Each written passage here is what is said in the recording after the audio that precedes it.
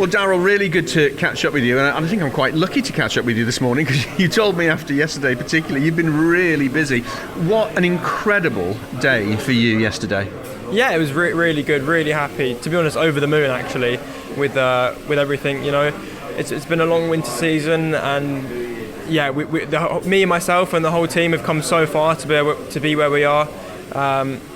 You know, and it's just, I'm so amazed to get a top 10 qualifying for our debut weekend. Absolutely. We spoke at Autosport back in January, and you didn't even know whether you were going to be in the championship at that point. It all came together quite late, but you had pretty much no testing before the start of the season, and then went out and performed brilliantly. I mean, was it beyond your expectations?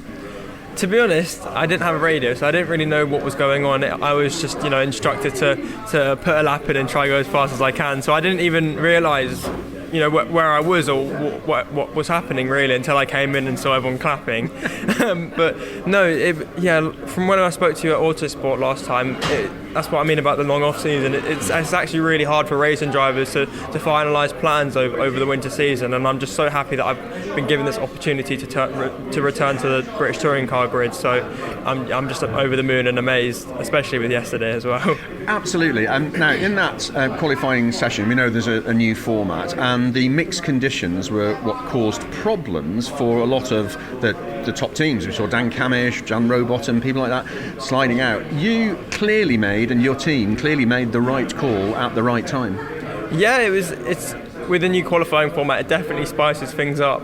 But yeah, when I was sat in the pit lane and saw the drizzle on the window, we were sort of stuck. We didn't know whether to put wets on or slicks on, and we looked around and it was again mixed tyre choices. But then we decided to go with the slicks, so it was an amazing call from Phil. And then the first sort of 2 laps was really sketchy. Like I was sliding everywhere, about to throw it off at every corner. But again, that was just generating more and more temperature, so I kept driving like that to try and give myself the best possible, you know, car for constructing a lap. And luckily, I managed to be quite quick and have the right tyre temp. You certainly did. And you mentioned it before. Did a window pop out? Yeah, the window in Q2, the window popped out. The start of Q2, the window popped out. So, God, the list of achievements from yesterday just keeps going and going. So we're at Sunday morning now, and it's raining, and there's a bit of a delay to proceedings going on. It is going to be very, very tricky out there, isn't it? Very, very tricky. I mean, you can't really call anything now. The only thing you can do is put a wet setup on it, but you know the conditions are going to be very sketchy. Going down Craner curves over the river, I would expect some aquaplaning. But yeah, everyone's in the same boat, literally. So we'll see. Thinking about just finally where you are on the grid. I mean, you're right in the mix there with some pretty heavyweight chargers behind you. It's making you smile. You're thinking this through already, aren't you? That's going to be quite exciting. I haven't really looked at the grid too much, but again, everyone on the touring car grids, they know how to pedal a car, so it's going to be really close for me.